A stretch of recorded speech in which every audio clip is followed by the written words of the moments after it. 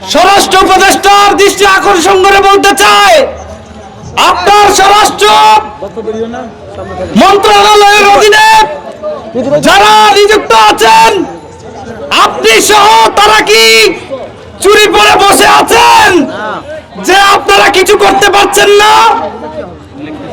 আপনারা কি দিবালুকে কালো চশমা পড়েছেন যে আপনারা কিছু দেখতে পাচ্ছেন না?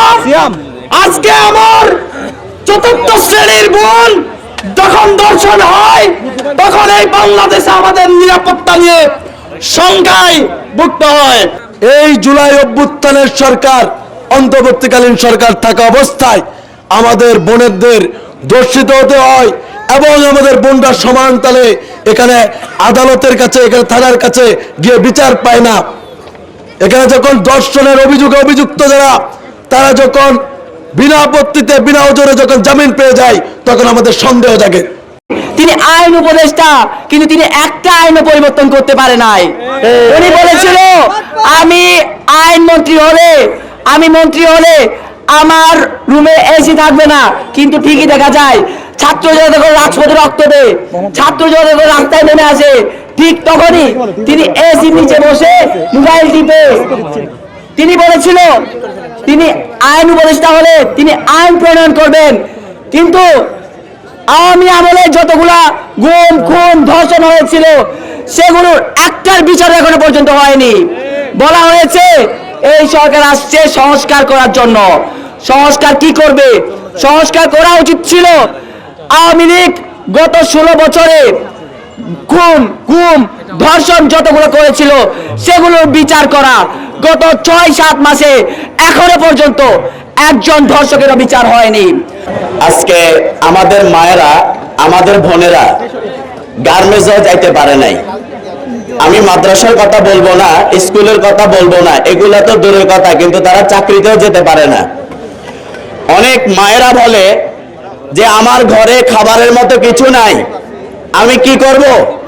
আমি তো একটা চাকরি করে খেতে হবে, আমাকে তো বাজারে যেতে হবে, আমাকে তো ঘাটে যেতে হবে, আমাকে তো অন্যের বাসায় কুলিগিরি করে আমাকে কাজ করতে হবে, কিন্তু আমি রাস্তায় ধর্ষণের শিকার হই। অন্তর্বর্তীকালীন সরকারে নারী প্রতিনিধি রাখা হয়েছে। নারীদের অধিকার বাস্তবায়নের জন্য নারী প্রতিনিধি রাখা হয়েছে, নারী উপদেষ্টা রাখা হয়েছে।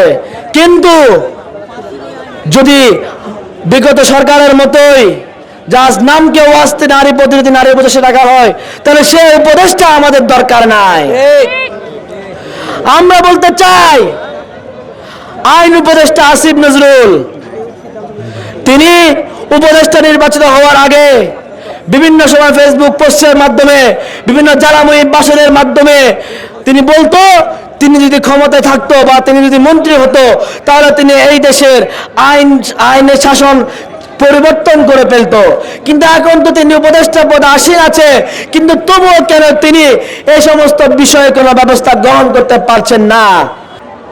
তাদের আত্মার মাগফিরাত কামনা করে বলতে পারি, ক্বালা লা ইন্না লিল্লাহি ওয়া ইন্না ইলাইহি রাজিউন। বিপ্লবী বন্ধুগণ,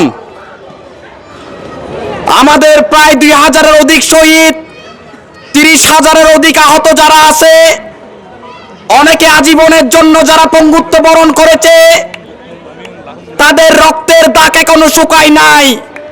কিন্তু এই বিপ্লব পরবর্তী সময়ে এসে তাজা রক্তের উপর দাঁড়িয়ে আমাদের ন্যায্য যৌক্তিক অধিকার আদায়ের জন্য আবার রাজপথে নামতে হচ্ছে।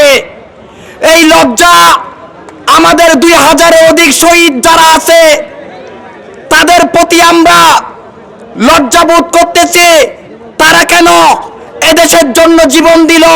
যারা আহত তারা কেন দেশের জন্য পঙ্গুত্ব বরণ করেছে?